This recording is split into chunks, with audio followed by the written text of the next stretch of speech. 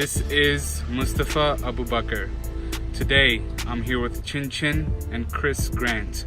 Qianqian is the creator of Qianqian Jin.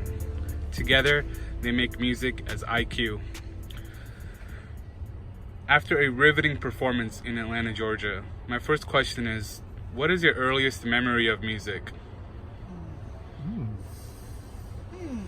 Since I was 5 years old, it was Titanic. Nice. Yep. When I was a child, I had a copy of Mozart's Magic Flute on tape, and that was my earliest and pretty much only introduction to classical music. Everything after that was pop. So when I was about 4 years old, I had Mozart's Magic Flute.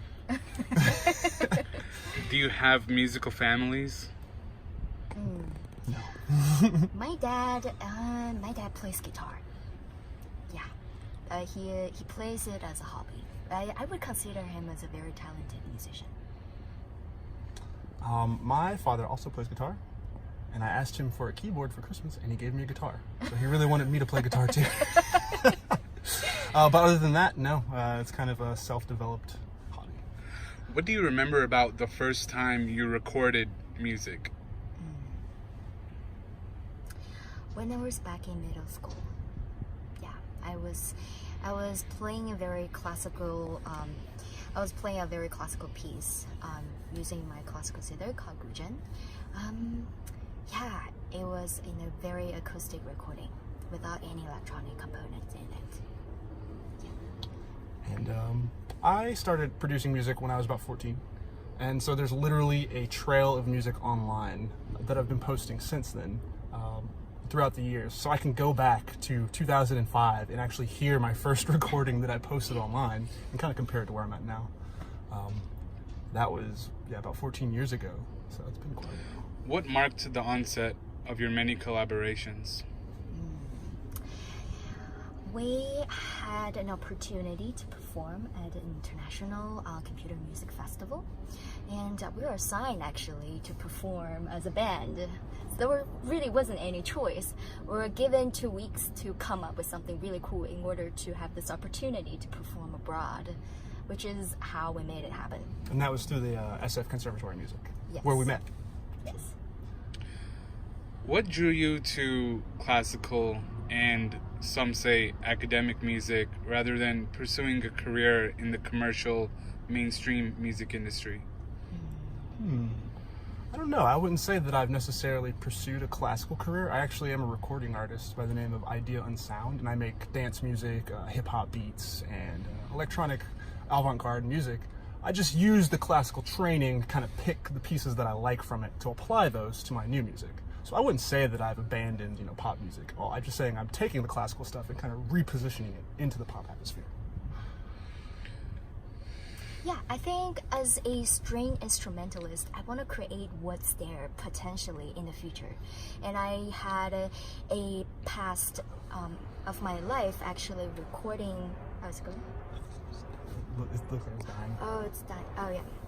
I had a past career actually I had a career to collaborate with musicians from all over the world when I was living abroad in Israel. So it's more of what are their potential chances of inventing something that doesn't exist. Who are some mainstream recording artists whose work you admire?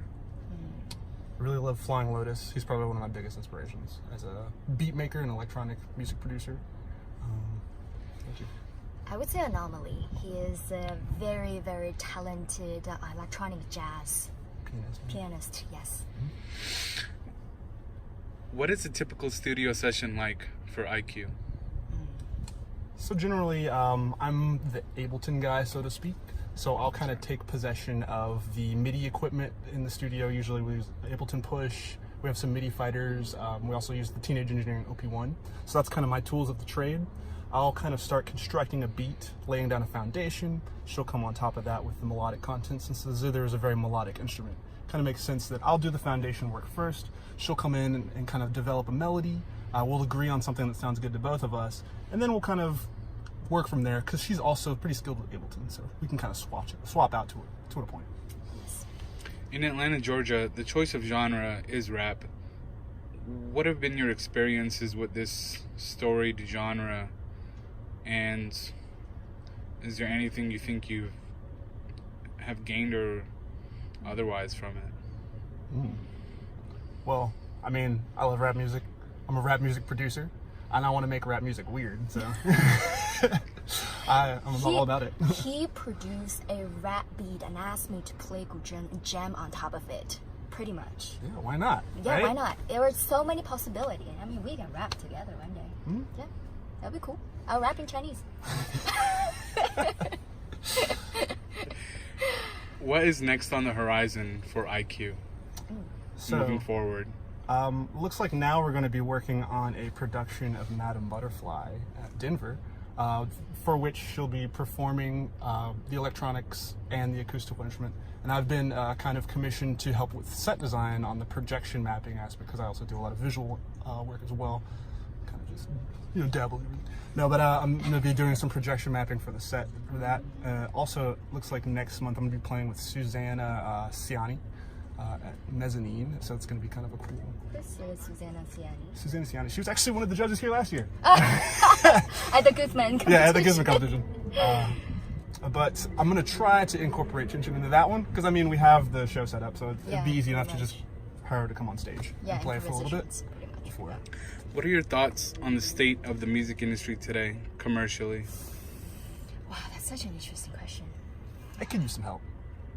I mean, I think we've kind of gotten to the point where unanimously, whether or not, you agree with it outwardly or not, but how much does an MP3 cost?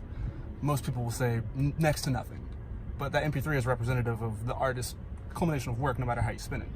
So it's kind of weird to be in a state where a company like Spotify or SoundCloud can pull in millions and millions of streams off of one piece of artwork, yet the artist sees relatively no money for that. And in fact, it's kind of hard to find the point when the artist starts seeing money until you get beyond a certain threshold of skill level.